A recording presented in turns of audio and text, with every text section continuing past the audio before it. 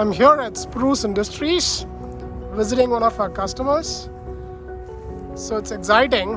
I'm going to be meeting with Daniel Josephs or Dan Josephs. It's actually a family business, and Dan is amazing. He's actually very active in social channels, and I'm really excited to meet with the Spruce team.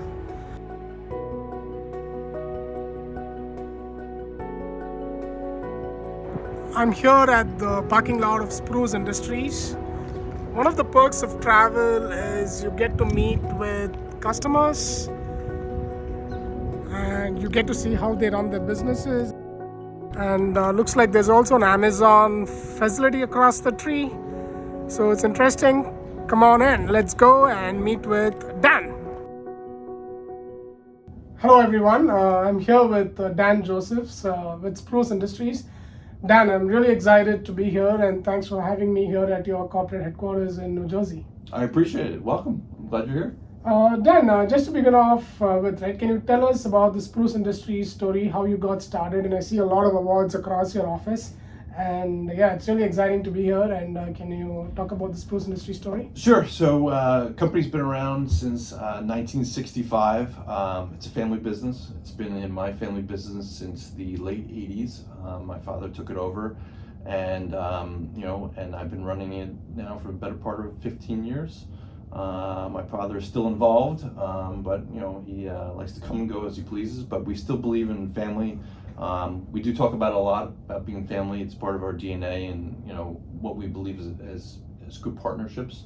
And it's been a privilege to be able to take it over from my father and be able to learn from him, and be able to share it with our customers.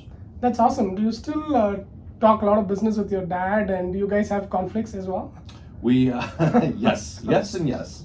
So for the most part, he's down in Florida a lot, but we talk almost daily and communicate, and with more of a sounding board. And when he's here, we have our moments. But it's one of the things with family is you're never worried about what your motives are. So his motives are always the same as mine, to make us as successful as possible. Just sometimes how we go about it or how we think about it might be different, and that's maybe where some arguments come in. But at the end of the day, if you both know you're going for the same thing, those arguments are few and far between.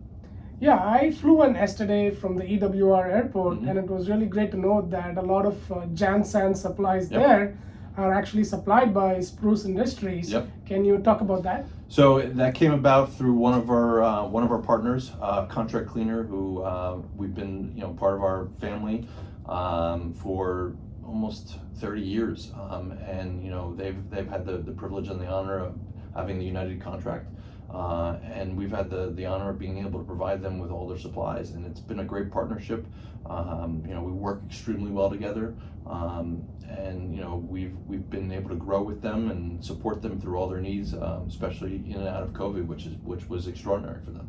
And another thing I want to ask you, Dan, is you also supply to a lot of schools in the New Jersey area. Mm-hmm. So do you guys mostly focus on the East Coast?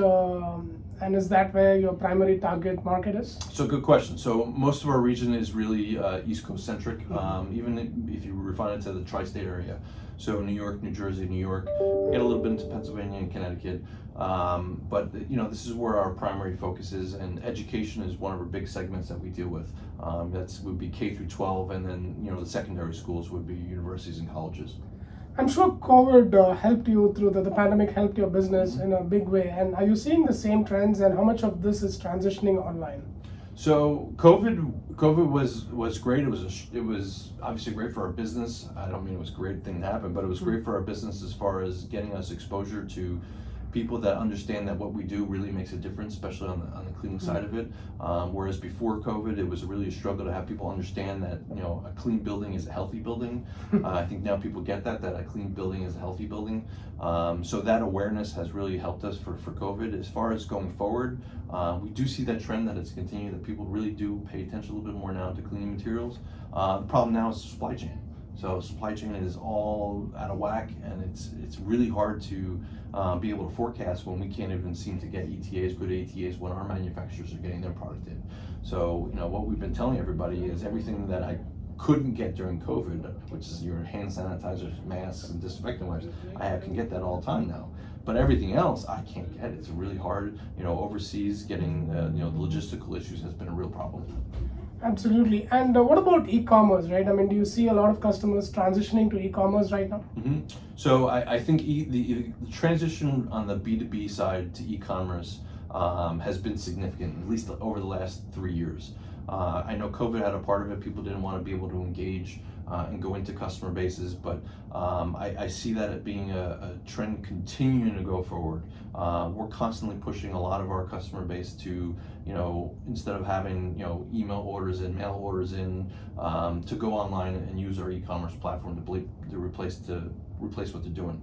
Cuts down on paperwork, cuts down on errors. A lot of times what we've been seeing before, if the customer calls in or they're sending something in, they don't have a picture in front of them. So they don't 100% know what they're getting. There are a lot of products that we sell that are similar.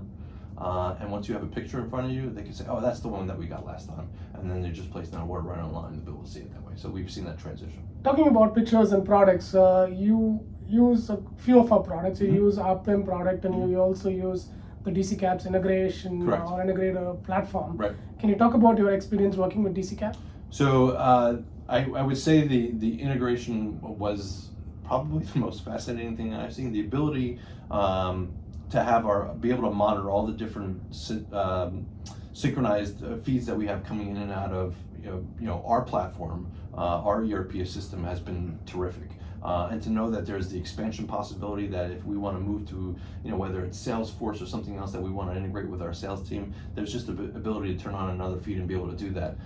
That was really great for us. And then on the PIM side, you can imagine the number of products that we sell. And being able to quickly put new products in there, new information on there, detailed information as far as all the different specifications that they have, add documentation, add links, add videos, all that different stuff, to be able to quickly add that has been huge for us. Awesome, Dan. One last question. Things are changing rapidly, and also there's also a lot of workforce challenges. How are you dealing with that? Move as much as possible online is what we're trying to do. Everybody's struggling, especially now with getting people. The labor force is tough. People want to work remote, which in our business is tough. We're much more of an in-person business. We're distribution, so we're literally bringing stuff in and we're getting it out to the customer. And we want to be able to be as efficient as possible. So we have customers that we're using your platform to be able to do a punch out, have everything come in here, and have a UPS out the door around the country. We couldn't do that capability 2 years ago, so that's been huge for us. And when I was coming by, I know I asked the last question, but I have a couple more questions. Sure. It's a really interesting conversation. I also saw some trucks and which are owned by Spruce Industries. It was great branding and all that. And also we are hearing there's a lot of driver shortages as well. So how are you dealing with that? So oddly enough, if you look out our window, going over the trees, there is a brand new Amazon facility. So I tell you, at 10:15, there's either caravan or vans coming out. They're doing their last mile. That was a big struggle. They are overpaying their drivers right now because they're having a problem with drivers. And so what we did is I've had to increase the pay on my drivers as well. But we secured them and let them know that it's family here. We're not Amazon. We're not gonna cut you as ebbs and flows go. This is a job. We take care of you. We take care of everybody's family here, and that's resonated. They know have a place. They know they come in every day. They know what their routine is, and they do the job and they get rewarded for it. So we kind of stress that, but we've been fortunate. I've got a great operations manager who handles his team out there. And he keeps everybody comfortable and happy, and that's been great. Yeah, that's great advice for everybody listening. And also culture plays a very big role, and I think you're great at that. One last question this time is how do you keep yourself updated? Because things are changing rapidly, and I see you very active in social channels, and I also see you post stuff on the Jansen industry, which is actually a great learning for a lot of people reading. Yep. So how do you keep yourself updated with the changes happening around you? So there's a couple things I do. One is I try and join the boards. So we're part of a Triple S, which is an organization that's made up of a bunch of other distributors just like us. I'm on their board. So, I'm going to get more information. I'm going to get, current information from our manufacturers a little bit quicker than you would if you're not on one of these boards. Plus, there's a lot of sharing going on in that industry. So, I go to our networking events. I speak at a lot of them. It's engaging with people to be able to get insights. I also, I read a ton. So, I join a couple, mailing lists that I get, emailing lists that I get a bunch of lists every day of daily updates and click on articles that come around. I take maybe about 1 day a week, maybe 1 day every other week, and I try and read as many articles as I can to stay up to date on that. And then I go on LinkedIn and I read other people's posts and see what people are doing and how creative people are, and we try and replicate that. Yeah, DC Cap, we say readers are leaders. Thank you so much, Dan. Thanks for your leadership and great chatting with you, and great office, and very happy to be here. Thank you. Appreciate it. Thank you.